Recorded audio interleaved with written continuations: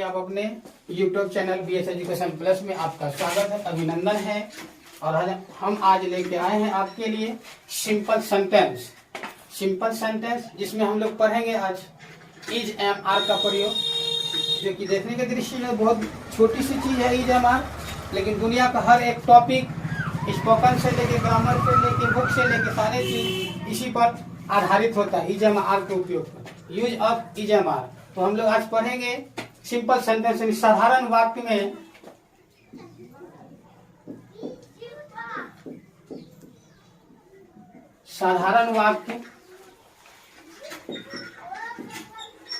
इसमें हम लोग पढ़ेंगे आज टेंस के बारे में, उसके बाद पढ़ेंगे, इसलिए यह सिंपल लिखे। सिर्फ हम लोगों को टेंस को देखना है। आज टेंस को देखते हुए प्रेजेंट टेंस, पास्ट टेंस और फ्यूचर टेंस के बारे में ही चर्चा करेंगे, ना कि उनके टाइप्स के बारे में पढ़ेंगे।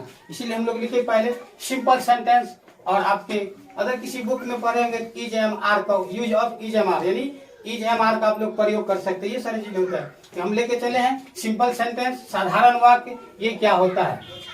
तो जब हम लोग सिंपल सेंटेंस को पढ़ते हैं, वाक्य को पढ़ते हैं, तो सबसे पहले समय का बोध कराता है। तो समय क्या होता है देखिएगा जरा सा, ये टेंस लिखते हैं,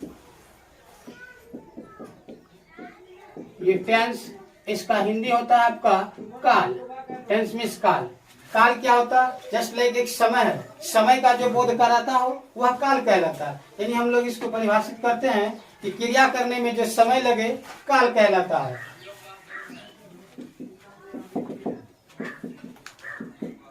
क्रिया करने में जो समय लगता है काल कहलाता है।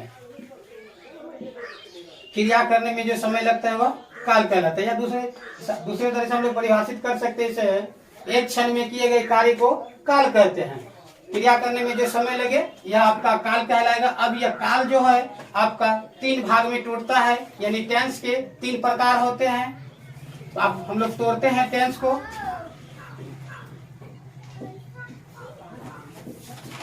ये आपका टेंस है, इसको जब डिवाइड करेंगे टूटेगा ये आपका, ये 3 भाग में टूटता है। पहला है आपका प्रेजेंट टेंस,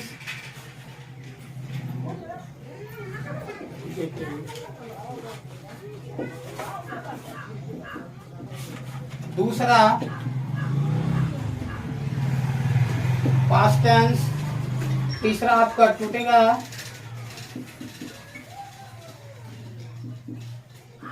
फ्यूचर टेंस। ये प्रेजेंट टेंस को हम लोग हिंदी में वर्तमान काल, पास्ट टेंस भूतकाल,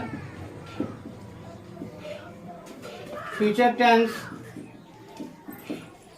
भविष्यकाल कहलाते हैं। यानी हम लोग साधारण वाक्य में आज पढ़ने वाले हैं।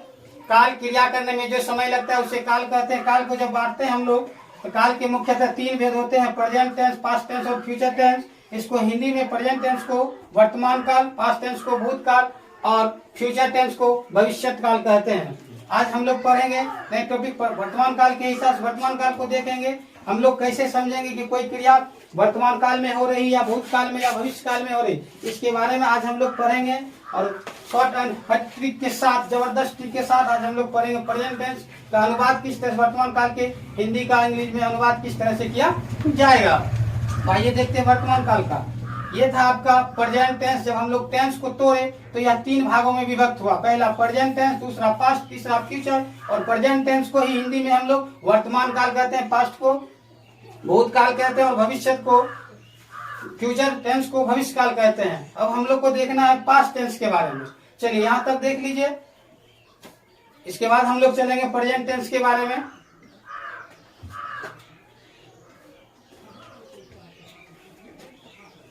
एक बार से फिर से देख लेते हैं। हम लोग का टॉपिक था सिंपल सेंटेंस, साधारण वाक्य, जिसमें हम लोग लेके आए टेंस को, यानी क्रिया करने में जो समय लगे वह काल कहलाता है। इंग्लिश में टेंस बोलते हैं। और टेंस को जब तोड़े तो ये आपका टूटा 3 भाग में, प्रेजेंट टेंस, पास्ट टेंस और फ्यूचर टेंस। चलते हैं अब हम लोग वर्तमान काल के और प्रेजेंट टेंस के साथ। चलिए आइए अब हम लगाते हैं प्रेजेंट टेंस।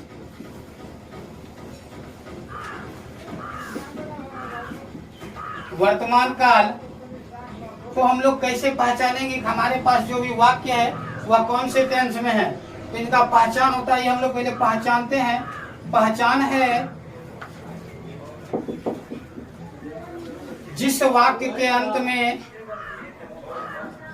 जिस वाक्य के अंत में है, हो, कोमा हूं लगा रहे, जिस वाक्य के अंत में है, हो, लगा रहे, तो वह वर्तमान काल कहलाते हैं। इसके लिए हम लोगों को साधारण वाक्य में, सिंपल से सेंटेंस में हम लोगों को वर्तमान काल के लिए होता है इज, एम और आर। इच, एम और आर। जस्ट लाइक कहा जाए तो इच का मतलब होता है, एम का मतलब हूं और आर का मतलब हो। ये होता है इच का मतलब वर्तमान काल के लिए। इच का मतलब है, एम का मतलब हूं और आर का मतलब हो। ये इसी तीनों ऑक्सिलरी वर्ब सहायक क्रिया के रूप में जो हम लोग इसका इज एम आर का प्रयोग करते हैं, इसी तीनों ऑक्सिलरी वर्ब के सहायता से हमारे वर्तमान काल का साधारण वाक्य जो अंग्रेजी में अनुवाद कंप्लीट हो जाता है। इज एम आर यानी इज का मतलब है होता है, एम का मतलब हूं और आर का मतलब हो होता है। तो ये तीनों चीज हमारे सिंपल सेंटेंस यानी साधारण वाक्य टेंस का प्रेजेंट टेंस में वर्तमान काल में उपयोग करने की दृष्टि से।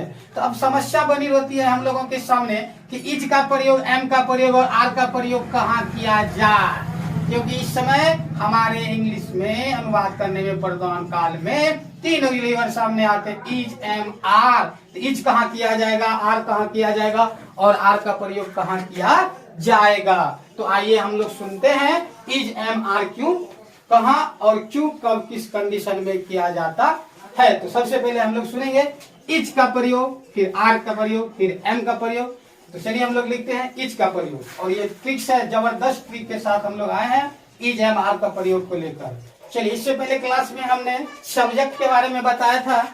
जो सब्जेक्ट कुछ इस प्रकार से होता है, एच ही मीन्स वह, एस एच ई सी सी मीन्स वह स्त्री जाति के लिए, एच ही मीन्स पुरुष जाति के लिए, आई मीन्स मैं, दिस मीन्स या, दैट मीन्स वह, यू मीन्स तुम, तुम लोग, आप दोनों, आप लोग। ये सारे चीज मैंने पिछले क्लास में बता चुके थे सब्जेक्ट। आज सिर्फ ये हम लोग को सीखना इज, एम, आर का प्रयोग। किसका प्रयोग, इज, एम, आर का प्रयोग। तो आइए हम लोग सबसे पहले इज का प्रयोग करते हैं। इज का प्रयोग, इज का प्रयोग, इज का यूज ऑफ इज यानी इज का प्रयोग कहाँ किया जाएगा।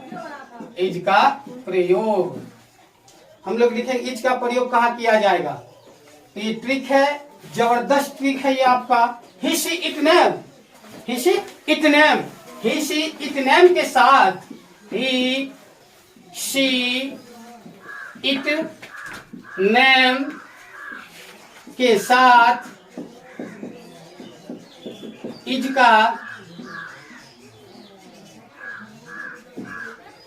का प्रयोग, इज का प्रयोग किया जाता है। चलिए देखिए क्या लिखे हम लोग, ये ट्रिक भी है जबरदस्त। ये हमारे पास इज का प्रयोग, तो आइए सिंपल वे में समझते हैं इज का प्रयोग कहाँ किया जाता है। He see it name, he see it name के साथ इज का प्रयोग किया जाता है, ही सी इट नेम के साथ। अब हम लोग देखते हैं ही क्या होता है। एच ई ही मीन्स वह, पुरुष जाति के लिए, एस एच ई सी सी मीन्स भी वह, पुरुष जाति के लिए। इट किसी भी निर्जीव वस्तु के लिए, किसी भी निर्जीव वस्तु को दर्शाने के लिए हम लोग इट का प्रयोग करते हैं। और नेम में हो गया, आप किसी व्यक्ति का नाम, किसी पर्सन का नाम ले सकते हैं। सीता, मीता, गीता, किसी लड़का हो या लड़की हो, किसी पुरुष हो, किसी महिलाओं की नाम हो सकती है। ये आपका नेम किसी का भी नाम हो सकता है, यानी ही सी इट नेम के साथ इज का प्रयोग किया जाता है। ये जबरदस्त ट्रिक्स है इसके प्रयोग के लिए। ऐसे इसको तो लिया जाए तो कहा जाता है थर्ड पर्सन सिंगुलर नंबर के साथ, थर्ड पर्सन सिंगुलर नंबर के साथ इज का प्रयोग किया जाता है। लेकिन हम आपके साथ लेके आए हैं एक जबरदस्त ट्रिक के साथ कि इज का प्रयोग कहाँ किया जाए। इसी नाम के साथ जब कभी हुआ हो, स्त्री हो या पुरुष हो, कोई निर्जीव वस्तु हो या किसी का नाम हो, तो डायरेक्टली यूज कर दीजिए इज का। उसके बाद नेक्स्ट टॉपिक आपका आएगा एम का प्रयोग। किसका? एम का प्रयोग। नेक्स्ट ट्रिक के साथ चलेंगे हम लोग एम का प्रयोग। एम का प्रयोग या उपयोग जो भी समझ सकते हैं। आइए एम क्या कहता है। एम जो होता है चीज याद रखने की चीज है। Am only one, only one यानी एक सिर्फ आई के साथ, आई के साथ एम का उपयोग किया जाता है। देखिए याद रखने की, याद रखने की चीज यह है कि जब हम वर्तमान काल को पढ़ेंगे तो सिर्फ आई ही एक ऐसा सेंटेंस, आई एक ऐसा सब्जेक्ट है जिसके साथ हम लोग एम का प्रयोग करेंगे। सिर्फ आई, आई के साथ ही हम लोग एम का प्रयोग करते हैं। बाकी ही नेम के साथ, बाकी ही नेम के साथ हम लोग इज का प्रयोग करते हैं। ये भी जबरदस्त ट्रिक है और यह भी एक ट्रिक है। सिर्फ आई के साथ ही हम लोग एम का प्रयोग कर सकते हैं। अब नेक्स्ट ट्रिक है आपका आर का प्रयोग। आर का प्रयोग चलिए अब क्या होता है। याद रखने की चीज तो वो होती ही है कि हम लोग यदि उस दोनों चीज को इज और एम का प्रयोग याद कर लिए तो बाकी जितने भी सेंटेंस हो, बाकी जितने भी सब्जेक्ट हो आपका, उस सब में हम लोग आर का प्रयोग करते हैं। यानी ही शी इट नेम और आई को छोड़कर, ही शी इट नेम और आई को छोड़कर जितने भी सब्जेक्ट आते हैं सब के साथ हम लोग आर का प्रयोग करेंगे। किसका प्रयोग करेंगे? आर का प्रयोग। या तो हम लोग लिख सकते हैं ही शी इट नेम के साथ, ही शी इट नेम के साथ और आई, एम आई को छोड़कर बाकी जितने भी सब्जेक्ट होते हैं सब के साथ हम लोग आर का प्रयोग करेंगे। तो ये तो ट्रिक्स है, याद रखने की चीज है। लेकिन इसमें क्या होगा, आपको प्रयोग करना पड़ेगा you, we, they, those, these या पुलर नंबर के साथ। जो भी एक से दो सब्जेक्ट आ जाए, एक से दो व्यक्ति का जहाँ बोध हो, एक से अधिक का बोध हो, वहां आपको करना पड़ेगा इतिशी।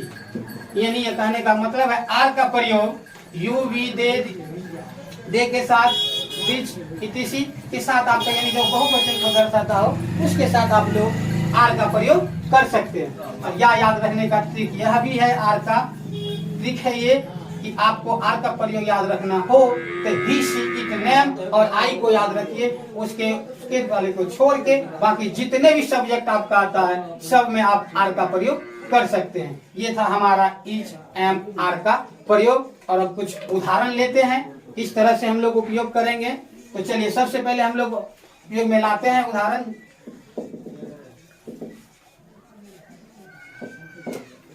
मैं खुश हूँ,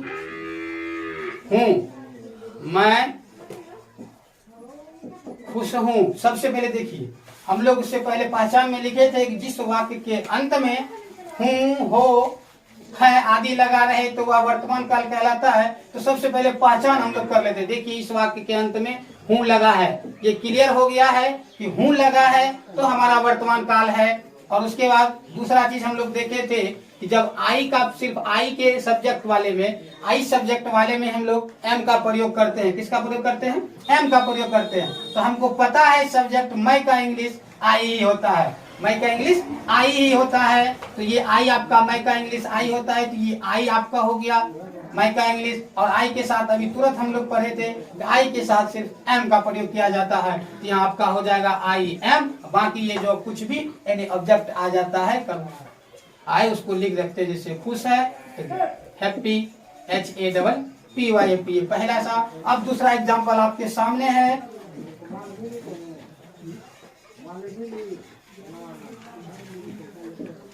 सीता सुंदर लड़की लड़की है। चलिए उसमें हम लोग पढ़े थे इच का प्रयोग में कि ही सी इट नेम, ये नाम है, किसी का नाम है, ये तो सब्जेक्ट को पहचान लिए। अब हमको पहचानना है कि वाक्य कौन सा है, कौन सा काल में है। तो देखिए यहाँ भी है का प्रयोग हो रहा है। सीता एक सुंदर लड़की है, तो है तो ये वर्तमान काल हुआ। और हम लोग यह भी देख लिए वर्तमान काल है तो इज हमार का प्रयोग होगा ही, और इज हमार का प्रयोग होगा तब इसमें इज होगा, एम होगा या आर होगा। तीनों में से क्या करना, कौन सा प्रयोग करना है वो हम देखते हैं। ये क्या है, सीता है। सीता क्या है, किसी लड़की का नाम है, सीता नाम है। तो हम लोग लिखे थे ही सी इट नेम के साथ इज का प्रयोग किया जाता है। तो सीता के साथ भी बाबू ये सीता लिखिए, पहले सब्जेक्ट सीता और इसके साथ इच का प्रयोग करते हैं। कैसी लड़की है, सुंदर लड़की है। ब्यूटीफुल गर्ल सुंदर का होता है, ब्यूटीफुल गर्ल, GIR। ये हो गया आपका दूसरा एग्जाम्पल। अब नेक्स्ट एग्जाम्पल हम लोग लेते हैं। तो अच्छे और निर्दोष हैं।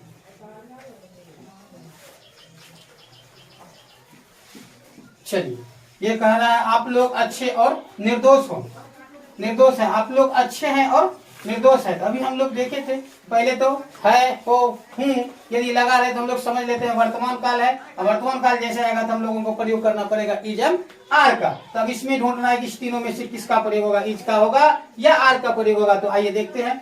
आप लोग हैं, हम उस समय बोले थे आप लोगों का इंग्लिश होता है यू। क्या होता है, यू। यू को हम लोग डाले दिखा, देखिए आपका आर का प्रयोग में यू, वी, दे, दी, जो किया था, दो, दे, ये सारे के सारे किस में आते हैं, आर के प्रयोग में आते हैं। तो चलिए हम लोग लिखते हैं। अब आप लोग का इंग्लिश होगा यू, यू के साथ अभी हम लोग पढ़े हैं आर का प्रयोग, यू आर अच्छे, अच्छे का इंग्लिश होता है गुड, और का इंग्लिश एंड, निर्दोष का हो जाएगा आपका इनोसेंट। तो ये आपका हो गया आप लोग अच्छे और निर्दोष हैं। You are good and innocent, you are good and innocent, ये आपका बन गया। तीनों से इज एम आर से सबसे एक एक उदाहरण। आपको इस तरह से अंग्रेजी अनुवाद करने में कोई कठिनाई नहीं होगी। इसके बाद हम लोग चलेंगे पास्ट टेंस को भी निकालेंगे, उनका भी पहचान लेंगे, फ्यूचर टेंस को भी लेंगे। फिर हम लोग पढ़ेंगे प्रेजेंट टेंस। प्रेजेंट टेंस क्या होती है, प्रेजेंट टेंस के कितने भेद होते हैं, ये सारे चीज क्रमबद्ध लेके चलते आएंगे, पढ़ने आपके सामने आते रहेंगे। यदि हमारी वीडियो अच्छी लगे तो लाइक और सब्सक्राइब कीजिए और बने रहिए हमारे BS एजुकेशन प्लस में, जो आपको हर एक नए नए टॉपिक के साथ अनुभव कराते रहेंगे। तब तक के लिए धन्यवाद, थैंक्स।